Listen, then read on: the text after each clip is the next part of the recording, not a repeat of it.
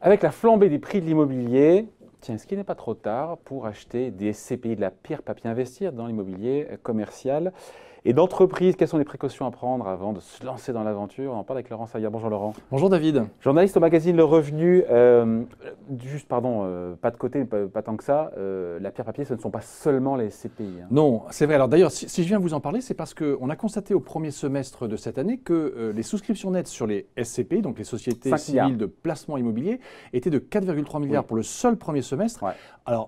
Alors que les années précédentes, on était en gros entre 5 et 6 milliards. En 2018, il y a eu une petite pause, on était un petit peu en dessous de 5 milliards, mais sur les 3 dernières années, on évoluait entre 5 et 6 milliards sur l'ensemble de l'année. Ce qui était déjà vraiment le haut de l'historique. Avec un marché des SCPI qui fait quasiment 60 milliards d'euros. Voilà. Donc là, on a un premier semestre très dynamique. On rappelle ce que c'est comme la SCPI. Alors, la SCPI, de manière générale, comme vous le disiez, en fait, donc les sociétés civiles de placement immobilier, c'est une manière qu'on offre finalement à l'épargnant d'investir dans les immeubles de bureaux, dans les commerces, dans les entrepôts. Ouais. Alors en fait, même ça va un petit peu plus loin parce que on peut aussi investir, comme ça se fait plus récemment maintenant, dans des murs d'hôtel, dans des murs de crèches, dans des murs d'établissements. En gros, tout ce qui n'est pas résidentiel, quoi. Voilà, tout ce qui est lié à, disons, une activité en fait d'entreprise commerciale.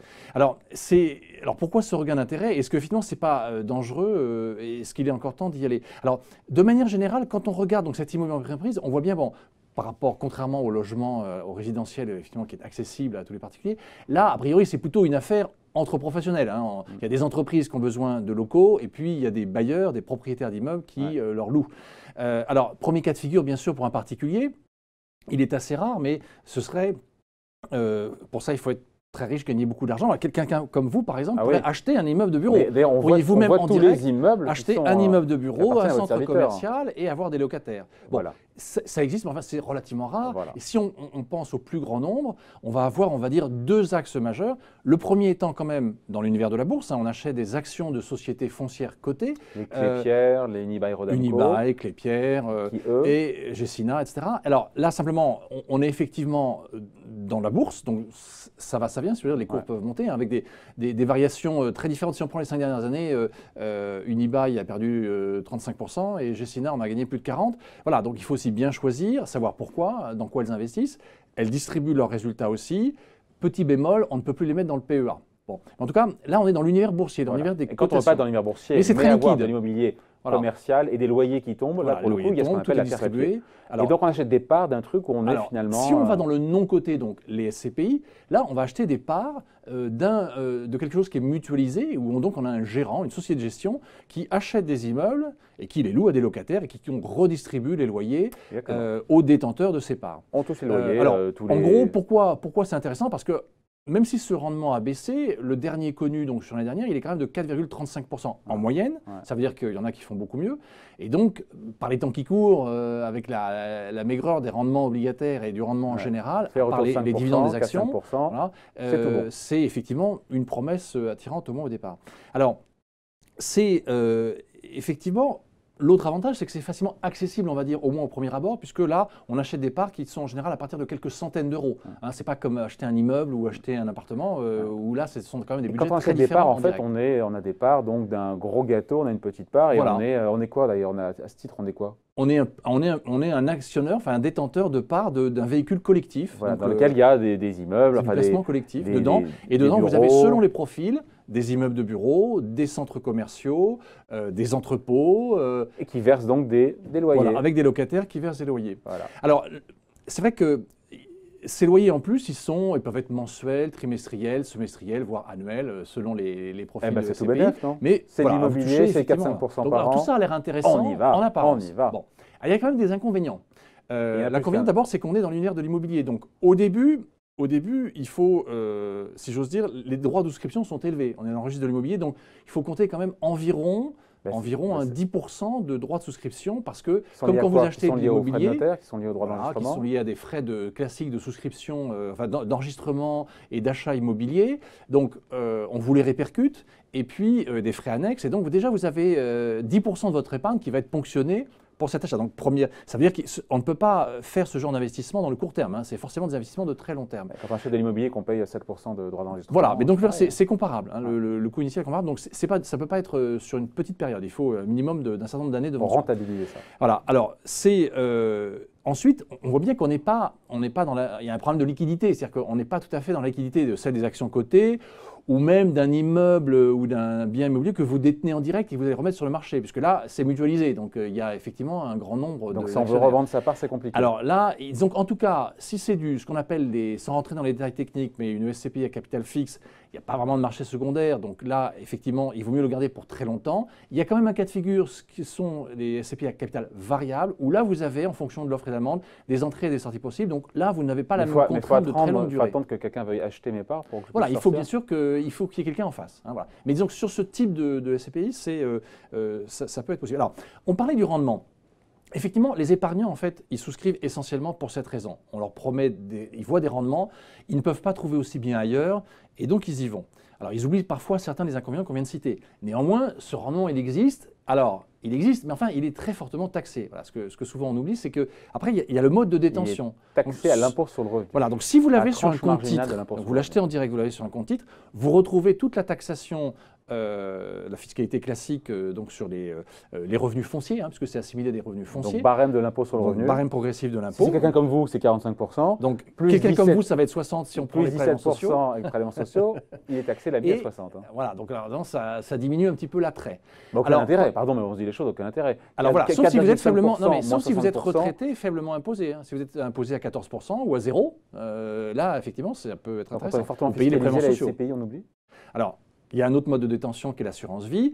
Attention, ne pas se réjouir trop vite non plus, parce que c'est intéressant dans la partie multi-support, donc ce qu'on appelle les unités de compte. La fiscalité. Néanmoins, vous allez avoir ce qu'on appelle un empilement de frais, c'est-à-dire vous payez les frais de gestion du contrat, et puis vous allez payer des frais spécifiques parce que ce sont des SCPI. Donc pour gagner en fiscalité, pour une fiscalité plus douce, voilà, donc vous gagnez à long terme, mais enfin, vous perdez, vous êtes quand même un petit peu ponctionné aussi. Et puis il y a aussi la façon dont les loyers sont versés. Il faut bien s'assurer qu'ils vont, par exemple, est-ce qu'ils vont dans le fonds en euros ? Est-ce qu'ils sont plutôt, ils vous sont versés, mais ils sont tout de suite réinvestis en achat d'autre part. Bon, tout ça, il faut regarder ça de près. Alors, ces différents frais ou cette taxation constituent quand même effectivement un des inconvénients majeurs. Sauf si vous êtes faiblement imposé. Rédhibitoire ou pas? Et si vous avez beaucoup de temps devant vous. Comment? Rédhibitoire ou pas? Parce qu'au final, on dit donc simplement 5%, un peu moins de 5% par an de rendement. On se dit chic, on y va, c'est 2 fois et demi plus que le fonds en euros. Si vous êtes à 60% au total, effectivement, c'est dissuasif. Si vous êtes à 0 ou 14%, ça vaut le coup. Autre cas de figure, si vous faites votre achat à crédit et que vous déduisez. Alors, on n'achète pas les parts, mais on les. Vous achetez à crédit, donc vous déduisez les intérêts d'emprunt de vos revenus fonciers. Dans certains cas. Financé à 100%? Pardon? Financé à 100%? On peut financer à 100% un achat de SCPI. Donc, voilà, donc il y a des cas de figure. De financer du truc à moins de 1% pour toucher du 5%, voilà, donc il ne faut pas être grand clair. Écoutez, vous voyez, spontanément, vous l'avez dit vous-même, il y a effectivement des cas de figure. Enfin, un enfant de 8 ans, on l'a dit aussi. Intéressant, voilà, tout à fait. Alors, après, il faut bien sûr regarder, ça ne suffit pas, il faut regarder si votre gérant fait bien son travail. Hein, puisque derrière, il faut, est-ce que le taux de remplissage des immeubles est élevé? Est-ce que donc il n'y a pas de risque sur l'encaissement des loyers? Quel type de risque lui il prend dans sa gestion? Sachant que vous avez bien sûr, vous ne touchez pas la totalité des loyers, parce que c'est de la gestion immobilière, donc il y a au moins 10% des loyers que vous ne verrez pas, parce qu'ils sont attribués au gérant qui fait un travail qui doit être rémunéré. Ça peut être plus. Bon, ça, il faut voir aussi effectivement le montant des charges. Alors, il faut normalement aller se pencher un petit peu dans les documents annuels pour aller voir dans les rapports de gestion quels sont les montants de charges, quel est le taux de rendement réel en fait, et puis aussi par exemple, quelles sont les réserves, puisque quand vous n'êtes pas, certains le font, mais certains ne redistribuent pas tout. Si vous prenez par exemple les meilleurs rendements du marché, vous avez des gens assez audacieux. Quorum par exemple est allé acheter des immeubles dans des pays étrangers en bas de marché, au moment où personne n'en voulait, et puis maintenant il les revend par exemple avec très forte plus-value. Au moment où tout le monde se dit finalement ce marché-là c'est intéressant, on va y aller. Donc lui revend avec forte plus-value. Il redistribue la totalité de ses plus-values de cession aux porteurs de parts. Mais ce n'est pas forcément le cas. D'autres, par exemple, vont mettre en réserve certaines plus-values de cession.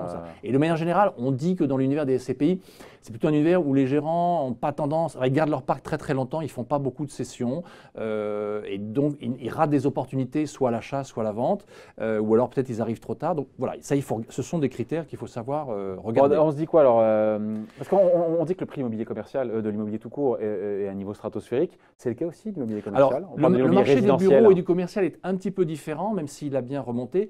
Il y a eu une période plus difficile. La flambée est moindre au mètre carré. La flambée est moindre. J'ai aucune idée. On retrouve les risques classiques, c'est-à-dire que si vous avez une embellie de la conjoncture, c'est très bon pour le commerce, c'est très bon pour les bureaux.